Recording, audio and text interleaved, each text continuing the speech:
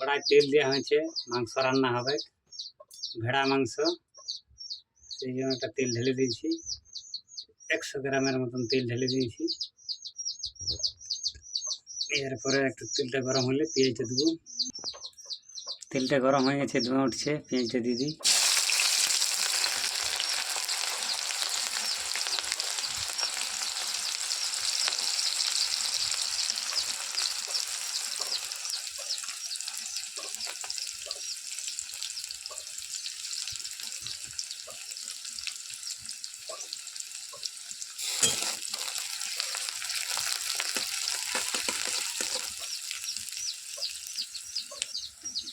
একটু লবণ দিয়ে দিই, পেঁয়াজটা তাড়াতাড়ি গলবে, তার জন্য গলে যাবে পেঁয়াজটা তাড়াতাড়ির জন্য লবণ দিয়ে দিলাম। একটু পেঁয়াজটা একটু ভালো করে ফ্রাই করে তারপরে মশলাটা দিয়ে গ্রেভিটা বানাবো। তো দেখুন,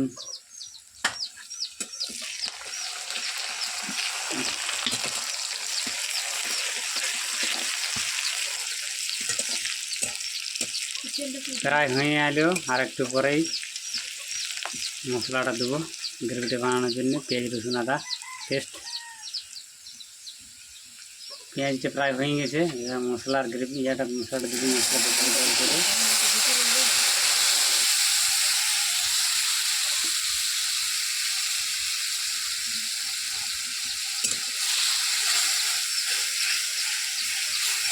গ্রেভিটা একটু ভালো করে বানালে তারপরে মাংসটা দেওয়া হবে।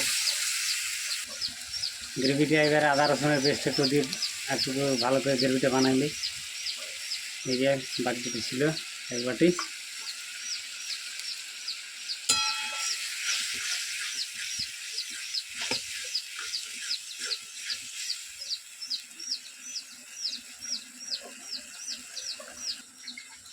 মাংসটা একটু ভালো করে জল দিয়ে পানি দিয়ে জল দিয়ে ধুয়ে দিই। এটা পিওর ভেড়াটার সাইজ ছিল 20 ছিল, খুব বড় সাইজের ভেড়া।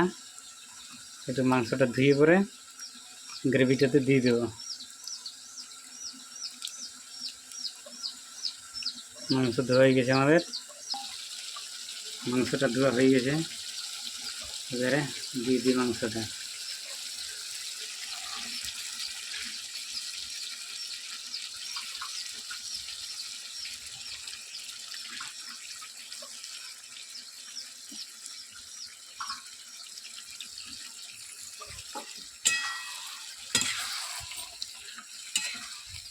মাংসটা দেওয়া হয়েছে, এবার কষতে থাকবো। একটু ভালো করে নেড়ে নেই।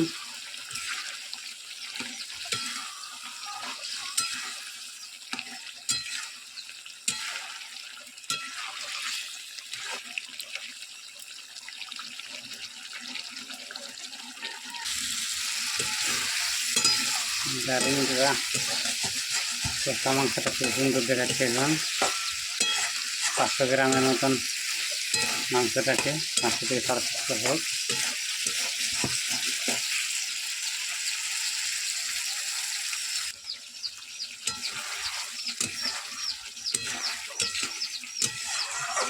ফ্যানটা কিন্তু দারুণ আসছে। একটু ঢাক দিন দিয়ে, এবারে ঢাক দিয়ে সিদ্ধ হতে দেবো।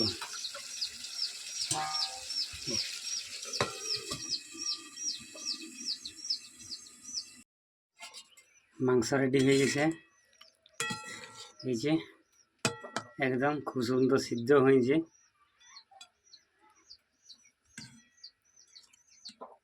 এই যে মাংস হাড়ের থেকে খসে পড়ছে, কি সুন্দর।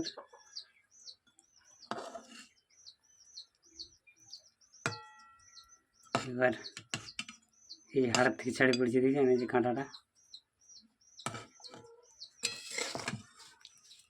একদমই দারুণ টেস্ট হবে মনে হচ্ছে।